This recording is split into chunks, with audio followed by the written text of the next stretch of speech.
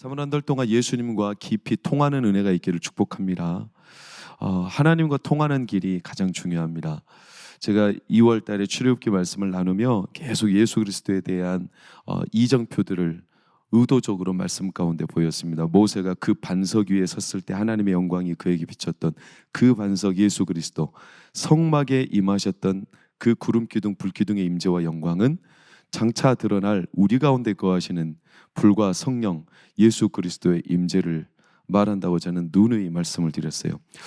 저희가 예수님을 잘 믿는 게 참 중요합니다. 왜냐하면 이 시대가 예수님을 잘 믿는 것 같지만 사실은 너무나 풍요로운 홍수들이 많아가지고, 말씀의 홍수, 예배의 홍수, 그리고 환경적으로 신앙의 홍수들이라 우리가 그 안에서 진짜 목마른 사람이 있는지 없는지를 잘 몰라요. 그리고 홍수 가운데 오히려 물이 없어 목말라 죽는 사람들이 반드시 더 많다고 그랬어요. 이 시대는 예수 그리스도를 믿는 믿음이 잘 보이지를 않아요. 게다가 코로나까지 겹친 격으로 이제는 우리에게는 그 코로나로 인하여서 예수를 믿고 신앙생활을 유지한다는 게 딱 눈으로 두드러지는 현상으로는 판단이 불가능하게 되었어요. 그럼 이제 우리의 중심에 예수 그리스도에 대한 신앙이 과연 얼마나 살아있고 뚜렷한가는 이제 우리가 스스로 하나님 앞에 늘 비추어 점검해 봐야 아는 시대가 되었다는 사실이죠. 그만큼 코로나가 가져온 시대의 변화가 커요. 항상 역사적으로 우리의 몸도 그렇죠. 저도 작년에 큰 수술을 하고 난 뒤에 체질의 변화가 오듯이 역사도 어떤 큰 사건이 터지면 변화가 일어나요. 1, 2차 세계대전을 통해서 인류 시대 정신과 사람의 역사의 흐름에 큰 변화가 생겼어요. 그러니까 이전에는 사람의 이성을 그렇게 믿던, 이걸 어려운 말로 계몽주의 그러잖아요. 사람은 옳다, 이성적으로 냉철하게 판단할 수 있고 세상을 건설할 수 있다. 이게 세계대전 일어나기 전까지 사람의 이성에 대한 아주 높은 숭배의식이 있었는데, 이런 이성의 사람이 어떻게 이렇게 잔혹한 세계대전을 벌릴 수 있느냐, 사람에 대한 실망, 이성에 대한 불신, 그러면서 계몽주의가 뚝 떨어졌어요. 그리고 새로운 시대, 실존, 우리의 어떤 경험, 그리고 우리의 감정, 이런 흐름들이 급격하게 밀려와 있어요. 사람은 아주 본능적이다, 그러니 우리가 원하는 대로 살자, 이런 흐름들이 이렇게 역사적으로 큰 획을 긋는 사건을 통해서 계속 진행이 되는데, 아마 이번 코로나 이후에도 사람의 생각과 삶에 큰 변화가 있을 겁니다. 큰 흐름의 변화가. 그리고 우리는 이미 그런 일들을 수십 년 전부터 이미 경험해 왔는데, 그것을 들어본 적이 있을 거예요. 학적인 언어로는 이게 포스트 모던 그러지만 이젠 포스트 모던도 많이 지났어요. 그러니까 모더니즘이 지난 것을 포스트 모던, 그리고 이제 포스트 모던이 더 급격화, 또 극에 달하면 그걸 해체주의 다 끊어져요. 사람의 삶이 전부 다 끊어져요. 그래서 극단적으로 개인주의로 향할 수밖에 없는 시대가 돼요. 그게 이제 시대적인 흐름이에요. 여러분, 우리가 사는 시대가 바로 거기에 있어요. 이걸 한마디로 말하면 단절이죠. 단절. 모든 삶이 끊어져요. 외국인 한 학자가 우리나라에 와서 오랫동안 가르치면서 한국인들의 특성을 몇 마디로 따다다닥 정리한 게 있는데, 그 중에 하나의 대표적인 게 뭐냐면 한국인들은 극단적인 개인주의에 빠졌다, 이렇게 판단한 외국인 학자가 있어요. 그게 모두 옳은 건 아니겠지만 그 학자의 주장은 왜 한국인이 극단적 개인주의에 빠졌는가 라고 그 증거를 뭘로 말하냐면 자살률로 말해요. 자살률. 한국의 자살률이 지금 계속 1위를 달리고 있어요.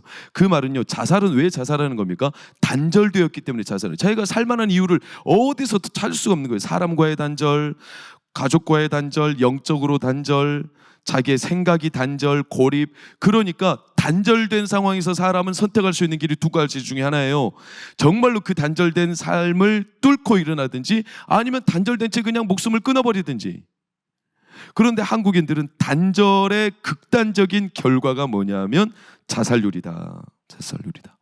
참 역설이죠. 인터넷의 발달로 인하여 우리가 이렇게 연결되어 있잖아요. 이제는 이 한반도에서 저기 유럽 사람과 통하며 이야기 나누며 그렇게 지내는 듯 우리 보이잖아요. 그런데 우리는 영적으로는 뭔가 모르게 아주 깊이 단절되어 있는 현상들을 많이 보고 있어요.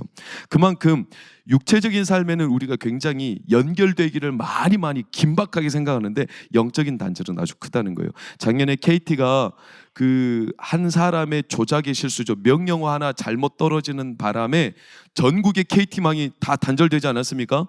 그 58분? 48분? 끊어진 시간이 대략 60분 가까운 시간인데 그 짧은 시간 동안 끊어져서 피해를 본 금액이 얼마냐면 80억이에요. 80억. 우리나라에서 80억.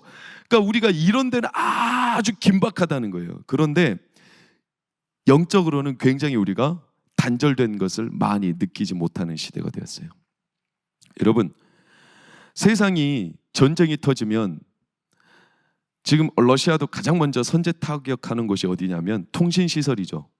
아십니까? 항상 먼저 타격하는 곳은 통신시설, 보급로. 왜? 끊어지면 상대방 나라를 점령하기가 쉬워요. 연락이 끊어지고, 그리고 뭐 수송, 또 이렇게 양식을 보급하는 이런 길들이 끊어지면 그 나라, 그 공동체, 그 지역은 고립되어서 금방 점령돼 버려요. 그래서 항상 끊어놓는 거예요. 영적인 세계도 마찬가지예요. 우리의 삶을 붕괴시킬 수 있는 가장 빠른 방법은 단절이에요. 끊어지게 만드는 거죠. 누가? 마귀가요. 마귀는요, 하나님과의 관계를 단절시키는데 혈안이 되어 있어요. 하나님과의 관계가 막히고 단절만 되면 우리는 하나님의 은혜가 아무리 풍성해도, 하나님의 축복이 아무리 부요해도 끊어져 있으면 하나도 누리지 못해요. 우리는 하나님이 은혜가 풍성하시고 축복이 한량 없으신 분이심을 우리는 믿습니다. 그럼에도 끊어져 있으면 하나도 못 누려요. 전혀 못 누리죠. 그래서 마귀는 영적으로 단절시키는데 모든 집중 공략을 해요.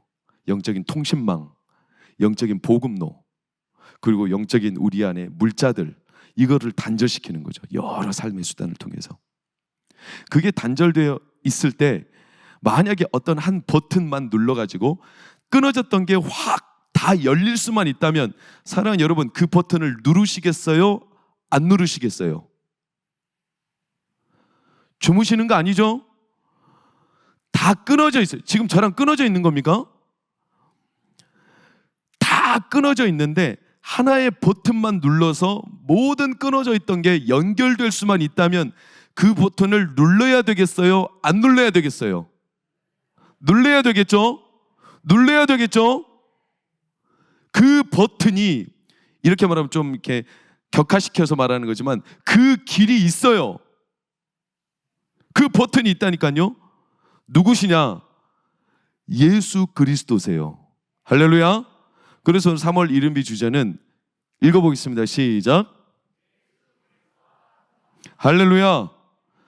예수 그리스도세요. 에베소서는 예수님에 대한 아주 바울의 깊은 사모하는 마음으로 쓴 편지예요. 바울은 에베소서에서 가장 핵심적으로 우리에게 전하고 싶은 마음이 오늘 10절 말씀이었어요. 10절 말씀을 함께 읽어보겠습니다. 시작. 통일되게 하려 하심이라. 하늘에 있는 것이나 땅에 있는 것이, 영적인 세계나 이 땅에 있는 육적인 세계나 모든 만물 만유가 누구 안에서? 그리스도 안에서 통일된다. 이 통일이 우리가 알고 있는 그 통일이에요. 우리의 소원은 통일, 그거예요. 연결되고 합쳐지고 하나 되고, 이게 그리스도 안에서, 이게 바울이 헌증으로 내뱉는 선포가 아니에요. 공상이 아니에요. 그냥 성도들에게 듣기 좋으라고 아멘을 유도하기 위해서 바울이 던지는 좋은 수식어가 아니에요. 홍보성 멘트가 아니라는 말입니다. 바울이 실제로 경험한 거죠. 바울이야말로 끊어졌던 사람이에요. 왜요? 바울은 유대이즘에 아주 깊이 매몰됐던 사람 아닙니까? 예수님 하면 그냥 지나가다가 무시해버리는 정도가 아니라 예수라는 이름만 들리면 잡아다가 죽이는 사람이었어요. 예수님과는 완전히 상종하지 않는 사람이었어요. 가장 끝에서 예수 그리스도를 잡아다 죽이기 위해 그 따르는 수종자들을 한 놈도 놓치지 않기 위해 정치적으로 그는요 법적인 근거를 마련해서 다메섹으로 잡아 그들을 끌고 오려고 쫓아다니던 눈에 불 켜고 이런 사람이 바울 아닙니까? 그러니까 예수 그리스도에 대해서 꽉 막혀있던 사람, 이런 사람이 그냥 단순하게 그리스도 안에서 모든 게 연결되고 통일됩니다 이렇게 말한다는 게 쉽겠어요?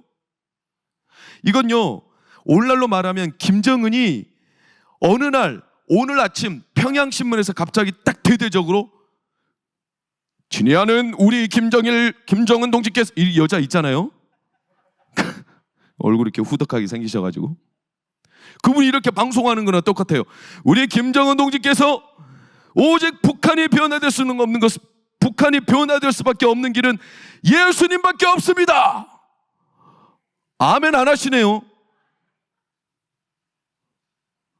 김정은이 어느 날 아침 갑자기 문득 인터뷰해가지고 북한이 변화될 수 있는 길은 예수님밖에 없다라고 선포하는 거나 똑같아요. 바울이 이렇게 전한 게요, 그만큼 파격적이라는 거예요. 제가 저녁마다 이제 국사봉에 올라다니는데 요즘은 이제 제 자녀들을 데리고 같이 가요. 애들이 같이 가요. 저는 뭐 7시에도 가고 8시에도 가고 저녁 9시도 막 가고 그러는데 엊그제 이제 예원이가 따라왔어요. 근데 예원이가 한참 따라오다가 저한테 뜬금없이 아빠는 왜 대통령 안 돼? 글쎄 나는 싫어 대통령이. 근데 이제 지가 보기에도 대통령이 위대한 사람인 것 같아요. 근데 이제 국사방에 올라가서 자기가 내려올 때 아빠 대통령 되면 이 나라에 다 교회들 세워버리면 되잖아. 예원아 뜻대로 되는 게 아니야.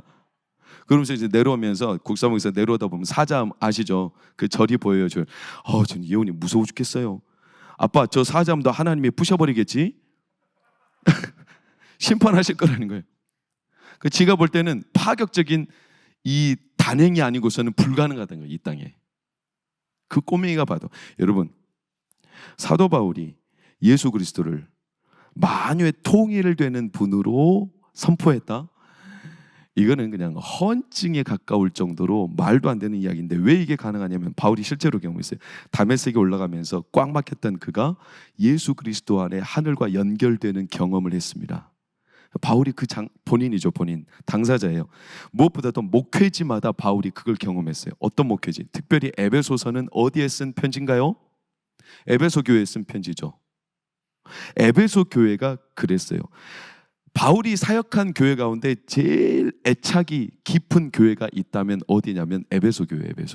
에베소 교회에서 2년이나 복음을 전해요. 그 순회 설교자가 에베소 교회에 대해서 말할 때 바울이 계속 연거푸 말하는 수식어가 있는데 저를 한번 따라해 보세요. 그리스도 안에서, 이 단어가 에베소서 오늘 1장 3절에서 14절까지만 봐도 무려 10번 등장해요. 10번. 그리스도 안에서, 그 안에서 이걸 계속 말하는 거예요. 사실 이게 한글로는 10번이지만 헬라어 성경으로는 엔 크리스토 그러는데 엔이라는 이 접속사 엔이라는 이 단어가 21번 등장해요. 한글은 10번에 불과하지만 헬라어로는 계속 그 안에서. 그럼 안이면 바깥도 있겠죠? 있겠습니까? 바깥도 있죠. 막혀 있고 여전히 끊어진 사람들도 있죠. 그게 2장 12절에 나와요. 2장 12절. 그때 너희는 그리스도 어디 있었다? 밖에 있어요. 이때는 아니었어요. 밖이었다. 그러니 그때는 외인이었고 소망도 없고 하나님도 없는 모든 게 끊어진 사람들이었다. 그런 상태도 있어요. 그런 지역이 어디냐면 에베소였어요. 에베소는 사도행전 18장 19장을 읽어보면 에베소에 대한 이해를 충분히 할 수 있어요. 에베소 지역에 대한 기사가 사도행전 19장이에요. 그런데 꽉 막혀 있어요. 바울이 웬만해서는 그런 단어를 안 쓰는데 에베소에 대해서 뭐라고 표현하냐면 우상의 전각직이라고 그랬어요. 그러니까 우상을 섬기는 최전선이라고 그랬어요. 에베소가 아데미, 아테나라는 여신을 섬기고 제우스라는 신을 섬기는 우상의 최고위에 있던 도시 에베소.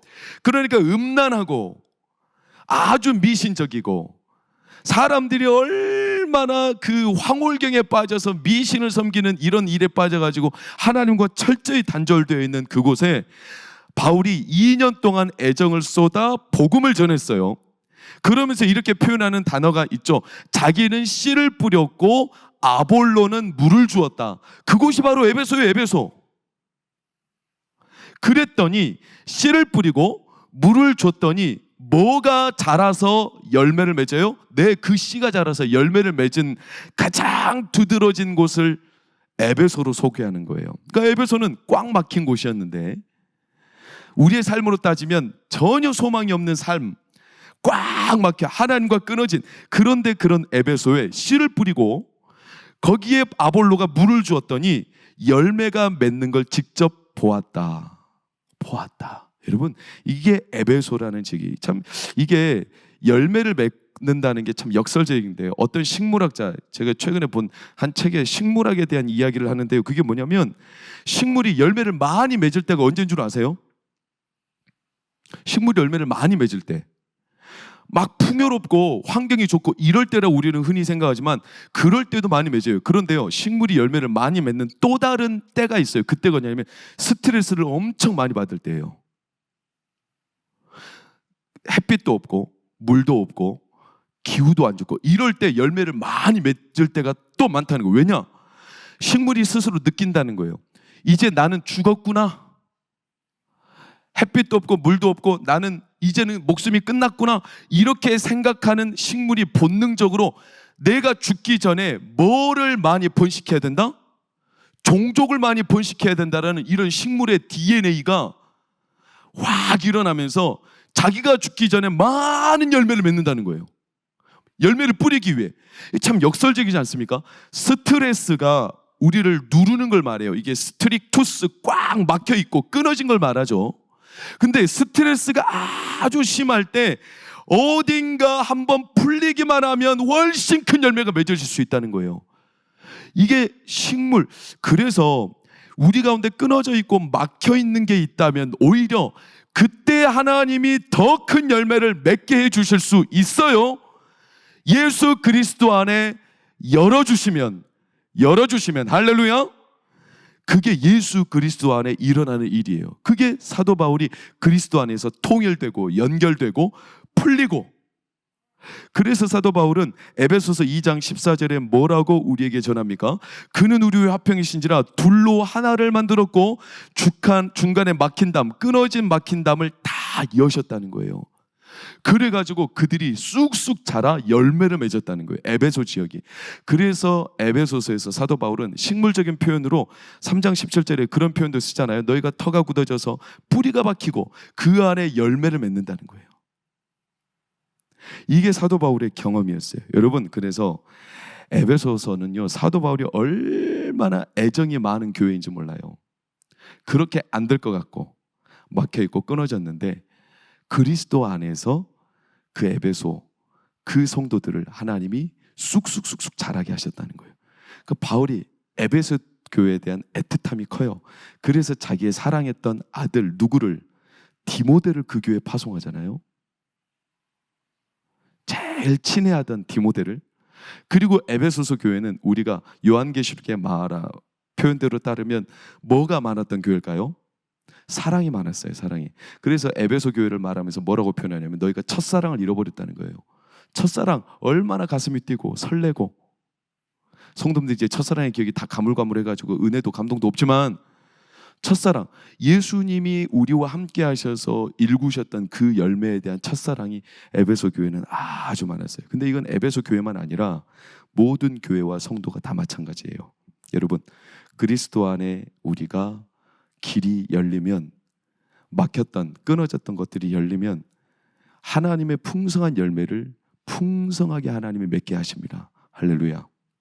이게 성경이 우리에게 전하는 선명한 한 가지 말씀이에요. 구약의 모든 예언과 예고가 다 누구 안에서 성취가 돼요? 예수 그리스도 안에서. 그리스도 안에서 다 성취가 되고 완성이 돼요. 하늘에 있는 것이나 땅에 있는 것이 그리스도 안에서 통일되게 하려 하심이라. 그래서 성도가 그리스도와 통하고 그리스도를 아는 게 가장 복된 길입니다. 복된 길이심을 믿으시기를 축원합니다. 영생은 유일하신 참 하나님과 그의 보내신 자 누구를? 예수 그리스도를 아는 것이니이다. 영생은 단지 죽어서 천국 가는 이런 걸 말하는 게 아니라 영생은 유일하신 참 하나님과 그의 보내신 자 예수 그리스도를 아는 것이니이다. 그 안에 하나님의 복이 담겨 있다. 그래서 시편 우리에게 말하죠. 하나님의 축복 뭐요? 헐몬의 이슬이 산들의 내림 같도다. 아론의 머리에서부터 그의 옷깃까지 흘러내려 복을 명령하시는데 거기에 하나님의 복이 있는데 바로 영생이로다. 이게 하나님이 그리스도를 통해서 우리 가운데 주시는 이 시대의 축복입니다. 사랑하는 여러분, 3월 한 달 동안 그리스도를 깊이 알고 사랑하고 그리스도 안에 열리시기를 축원합니다. 다른 걸 다 알고 있어도 예수 그리스도와 막혀 있으면 아무 소용이 없어요. 교회를 우리가 숱하게 출입을 해도 예수 그리스도와 더 깊이 알아가는 일들이 없으면 사실은 하나님의 보호를 누릴 수가 없어요. 성막에 성소까지 들어갈 수 있는 길은 예수 그리스도세요. 그가 휘장을 열어놓아서 그분의 은혜를 힘입어 우리는 담대히 하나님의 보좌 앞에 나아가는 거지. 성막에 왔는데 뜰만 거닐다가 성막 앞에서 그냥 발길을 돌려버리고 더 이상 예수 그리스도를 통해 하나님의 깊은 성소로 들어가지 못하면 하나님의 그 영광스러운 은혜와 보호가 우리랑 전혀 상관이 없어요. 막혀 있는 거예요. 여러분, 우리가 막혀 있으면 우리 몸도 그래요. 막혀 있으면 염증이 쌓이죠. 그래서 혈관이 막히고 우리 몸에 새로운 길들이 막혀 있으면 몸에 염증이 쌓이는 거예요. 염증은 다시 말하면 새로운 세포나 새로운 몸 안에 신진대사가 일어나지 않는다는 걸 말해요. 길이 막혀 있는 거죠. 그래서 계속 그 자리에 진물만 생겨요. 상처도 너무 꽉 막아놓으면 염증이 생겨요. 염증이. 공기가 통해야 되거든요. 이게 열려야 되는 이유죠. 이스라엘 지역에 가면 염해, 사해. 사해가 사해인 이유는 막혀있기 때문에 그러죠. 물이 흘러갈 곳이 없어요. 그러니까 소금이 계속 쌓이는데 흘러가서 물이 순환하지 못하니까 그 안에 하나도 생물이 못 살아요. 생물이. 물고기가 없잖아요. 죽은 바다죠. 죽은 바다. 우리 영혼도 마찬가지예요. 우리가 생활고에 쌓이고 마음의 의심에 쌓이고 상처에 쌓이고 고단함에 쌓이고 주변의 판단과 여러 간섭들에 쌓이고 귀찮음에 쌓이고 짜증에 쌓이고 원망에 쌓이고 이렇게 쌓이고 쌓여서 우리 삶이 늘 어려움이 있는데 그 쌓여있는 일들이 사실 이게 열려서 나가야 되거든요. 근데 그 나갈 수 있는 길이 예수 그리스도 안에 있습니다. 그런데 그러지 못하니까 이게 우리 안에서 계속 맴도는 거예요. 악순환이죠. 악순환. 어떤 남편이 사장님한테 혼이 많이 났어요. 어제 사장님이 꼬장을 좀 부렸어요. 그랬더니 남편이 너무 기분이 나빠서 아침에 출근하는데 그 사장님만 생각하면 기분이 너무 나빠요. 그래가지고 아내한테 바로 화를 내고 그냥 출근을. 그러니까 아내는 그 화를 괜히 당해서 자기도 마음이 지금 짜증이 났어요. 그래서 학교 안 가는, 이제 계약했는데 늦잠 자고 있는 아들 발로 팍 짜가지고 야 빨리 일어나 학교 가! 아들한테 짜증 냈어요. 그랬더니 아들도 괜히 화가 나요. 새 학기부터. 그래 아들은 그냥 가방 싸고 밥도 안 먹고 집에 나가다가 괜히 화가 나니까 문에 옆에 있던 개를 확 차버렸어. 걔가 깨갱하고 걔도 화가 났어. 걔가 아침부터 너무나 맞아가지고 화가 났어요. 저녁까지 걔가 너무나 기분이 안 좋아요. 그런데 그 사장님이 남편한테 어제 잘못한 걸 이렇게 좀 풀려고 밥을 사주고 저녁에 같이 좀 이렇게 기분을 풀어준 뒤에 사장님이 친히 이 남편을 집까지 바래다 줬어. 풀어주려고. 근데 걔가 화나 있었어. 그런데 생판 모르는 사람이 와가지고 그 사람 다리를 확 물어버렸어요. 악순환. 결국 자기가 화낸 이 사장의 악이 자기에게로 돌아오는 악순환. 막혀있기 때문에 그래요. 여러분, 우리의 삶이 막혀있다는 증거를 어떻게 할 수 있어요? 말씀이 안 들어가요. 말씀이 막혀있어요. 말씀이 안 들어가요. 우리가 고구마를 구워보면 알 수 있어요. 고구마를 구울 때 뭘로 익었는지 안 익었는지 알아요? 젓가락으로. 그래서 푹 찔러봐요. 그래서 한참 찔렀는데 안 들어가고 어디 막혔다. 그럼 이 고구마는 안 익은 거예요. 지금 먹을 수가 없어요. 그렇죠? 마찬가지예요. 우리 심령도 푹 찔러서 들어가야 되는데 안 들어가요. 뭐에 막혀 있어요? 그래서 말씀이 막혀 있어요. 말씀이 안 들어가요. 늘 내 안에 악순환이 반복돼요. 그래서 듣고 보고 느끼고 내 안에 쌓여가는 짜증, 원망, 그리고 늘 그런 일들이 어디로 풀려나지 못하고 계속 내 안에서 뺑뺑뺑뺑 돌아요.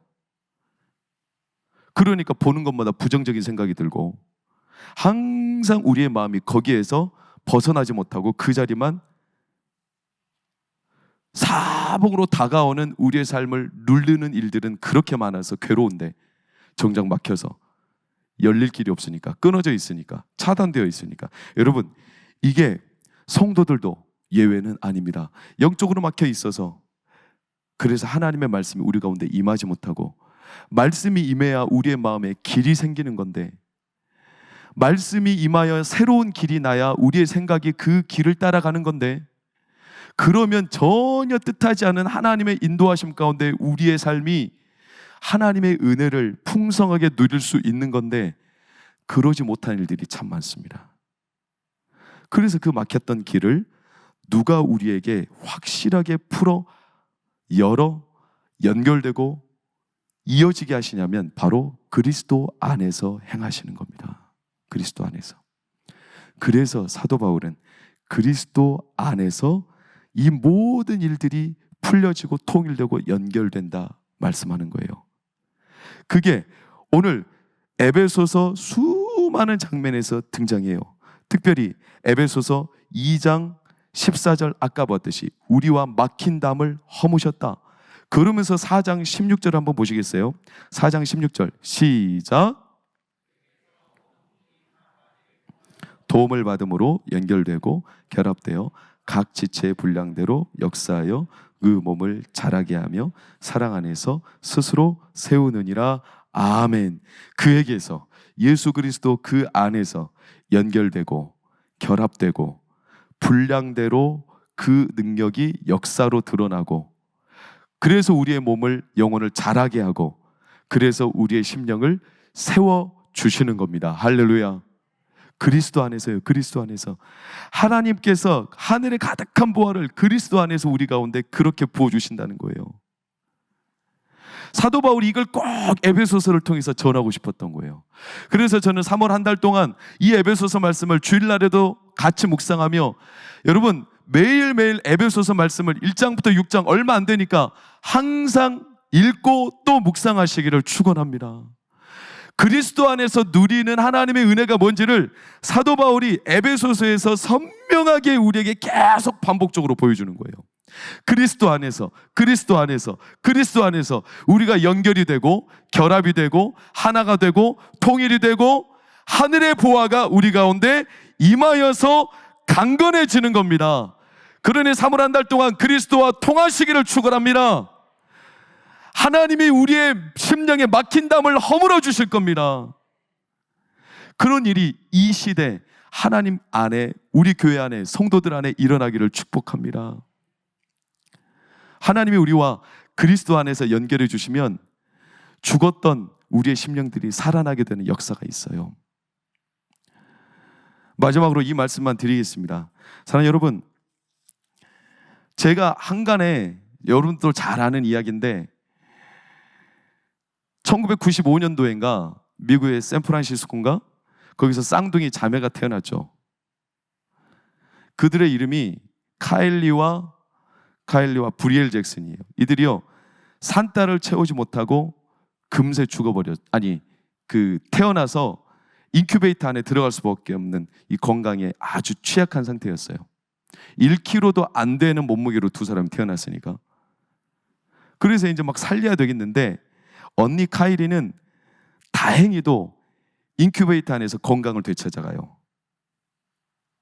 근데 동생 브리엘은 점점 건강이 떨어져요. 죽어가요. 얼굴이 새파랗게 질리고 맥박이 떨어지고, 그리고 모든 신진대사가 점점 더뎌져 가요. 아무리 의료수단을 동원해도 살아날 기미가 없어요.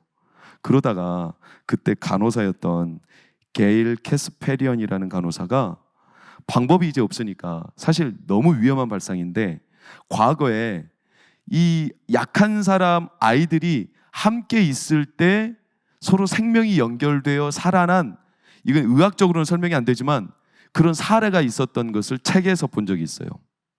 그래서 이 간호사가 과감한 결정을 내려요. 위험해질 수도 있는 상황이었지만 더 지체해서는 아무 방법도 쓸 수 없기 때문에, 그래서 그 초조한 상황에 이 언니를 그 동생이 머물고 있는 인큐베이터 안으로 넣어요. 언니는 지금 건강하게 회복하고 있으니까. 그리고 초조하게 지켜봐요.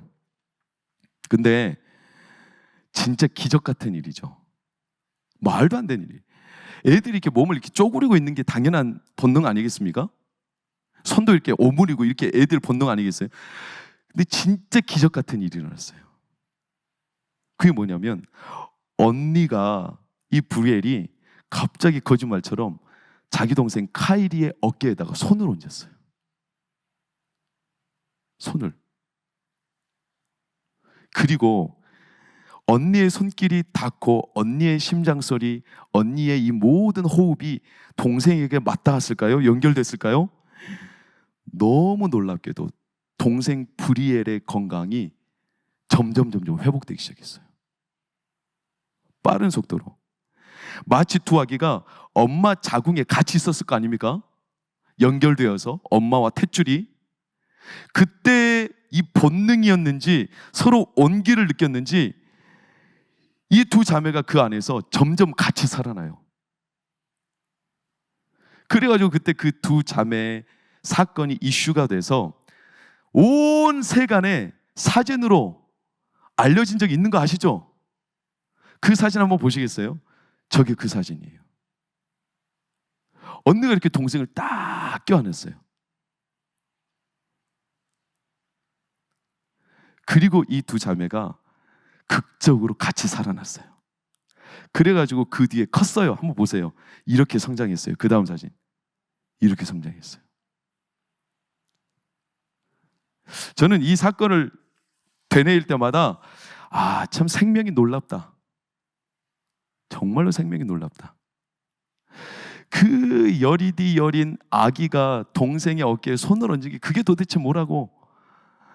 그 온기와 그 작은 아이의 맥박, 우리가 들을 때는 들리지도 않고 초음파로 들어야 들릴 정도의 그 아주 가늘한 그런 심장 소리일 텐데, 그 호흡 소리가 너무나 거칠고 한숨 한숨 내쉬는 게 그렇게 이 언니조차도 정말로 힘이 없는 그 숨소리일 텐데, 그 숨소리 때문에 죽어가는 동생이 살아났다는 게, 여러분, 생명이 가지고 있는 이 신비함, 예수 그리스도는 우리의 생명이세요. 생명. 예수 그리스도가 우리에게 생명을 연결하기 위하여 이 땅에 내려오셨고, 그래서 그리스도 안에 머무는 자마다 누구라도 다시 심장이 뛰고 온기가 살아나고 멈추었던 우리의 생명의 모든 진동들이 다시 시작이 될 줄 저희는 그래서 확신합니다. 사랑하는 여러분, 3월 동안 더도 말고 덜도 말고 예수 그리스도와 깊이 알아가는 은혜가 있기를 축원합니다. 내 삶이 멈추었다고 여겨지고 저주에 빠졌다고 생각이 들고 내 삶이 아무리 해도 안 된다는 생각이 들어. 그러면 더 이상 세상적인 방법으로 안 되는 거잖아요. 그러면 우리는 하나님께 눈을 두고 예수님께서 우리 안에 하늘과 땅의 모든 만유를 연결하고 통일하고 하늘의 각종 보화와 하나님의 신령한 은혜들을 그리스도 안에서 우리 가운데 부어주심을 확신하며 3월 한 달 동안 그리스도 안에 깊이 통하는 은혜가 있기를 축원합니다. 말씀을 통해 통하기를 축원합니다. 막혀진 것들이 허물어지고 말씀이 쑥쑥 들어가기를 축원합니다. 우리의 믿음이 땅에 뿌리를 내려서 풍성한 열매를 거두시기를 축원합니다. 하나님이 주시는 은혜가 그 그리스도 안에 있습니다. 예수 그리스도는 어제나 오늘이나 영원히 동일하십니다. 그분은 우리의 속사정을 알고 계십니다. 그분이 오늘도 이 아침에 우리에게 오셔서 우리의 심령에 손을 대시며 여러분의 무너진 삶의 그 환경에 손을 대시고 내가 안 된다고 생각했던 내 그 약하디 약한 심령과 상처에 손을 대셔서 하나님의 생명을 우리 가운데 부어주실 겁니다.